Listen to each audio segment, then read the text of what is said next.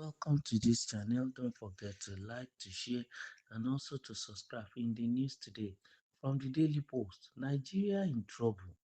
We have allowed bandits to take over leadership. Who said this?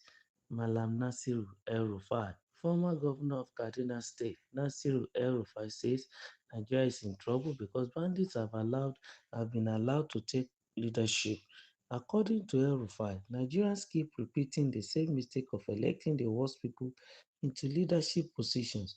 El-Rufai stated this on Saturday in Abuja while delivering a goodwill message at a public lecture with the theme Weaponization of Poverty as a Means of Underdevelopment, a case study of Nigeria. The occasion was organized to commemorate the 60th birthday celebration of former Rivers State Governor Rotimi Amechi. El-Rufai said Nigeria is in its biggest trouble since 1914, and that is why we are together working and conspiring to build a coalition to take Nigeria back on track because it is off track. It has turned to this level because we have allowed bandits, not the ones in the bushes, but the ones in the urban area, called the urban bandits, to take over leadership. I believe that the problem that we have is that is that we just get incompetent people and we hand over leadership to them. Most of them don't really know what to do. They just know how to grab power but don't know what to do with it. The ex-FCT minister affirmed that Nigerians must stand up and vote for leaders who have the competence, capability, capacity, and commitment to move the country forward. Well, Mr. El-Rufai is a Nigerian and he has his right to, free speech that is not inimical even to the sovereignty of the country. Because whether he likes it or not, his free speech is also limited even by the constitution. Be it as it may, his opinion, according to the lecture he gave during the commemoration of 60th birthday anniversary of former Rivers State Governor and former Minister of Transportation, Mr. Rotimi Amechi, his belief and his stand is the fact that Nigeria is in trouble because political bandits, urban bandits, are the ones that are the helms of affairs. He even said that the problem with Nigeria has, been from 1914, believing that the country has never been in the hands of real leadership who are ready to work for the people, but it has always been in the hands of political bandits, urban area bandits, and that is not good for our democracy. Well, Mr. Arufai might, have his view, and because from the point of view from which he's speaking, at least he's speaking from his own prison for which he's seeing certain things.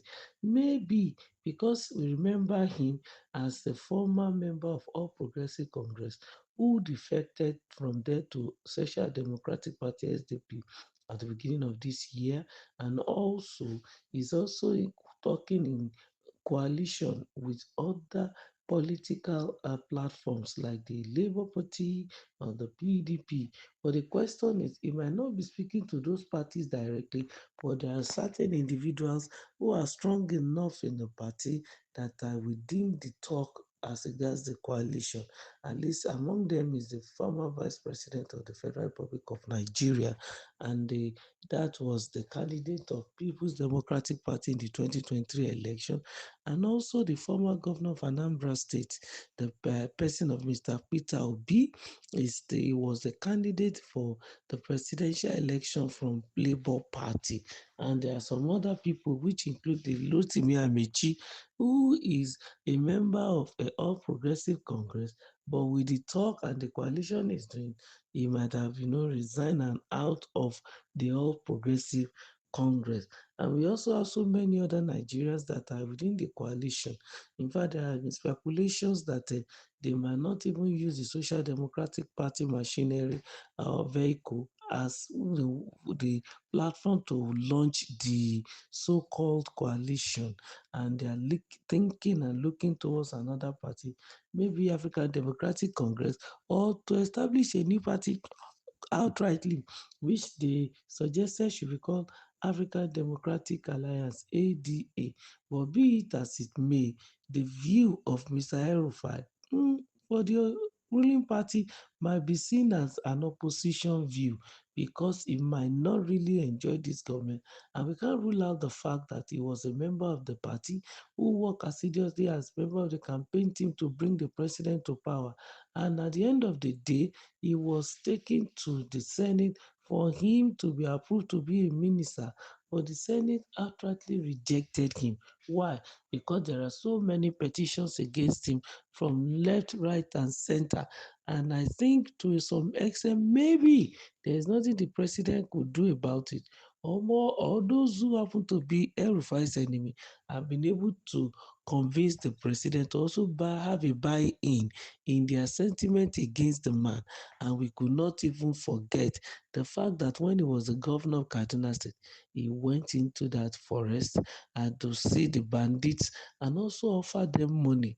And people don't forget things easily, even if Nigerians are suffering from, temporary, amnesia. Still, the records don't forget. The electronics, the Facebook, and I won't forget. So some of these things I heard, man, maybe there were things that were presented before the president and the president couldn't do anything for to bring El-Rufai into power. Also believing that if he is within the power, he might be part of those who will become the fifth columnist. And some political group believe that this is what resulted into Nasir El-Rufai being disgruntled and has decided to leave the party because he believes that he was used and then dumped by the president even when confronted about the fact that it was the Senate that rejected, not the president. El-Rufai categorically said no, that it is the president that is working against him. Maybe his thoughts and his belief is that as much as he's the president, he can veto whatever he wants into power. For example, if they don't want him to be a minister, he can make him to be part of his kitchen cabinet, and then he'll be working within the villa.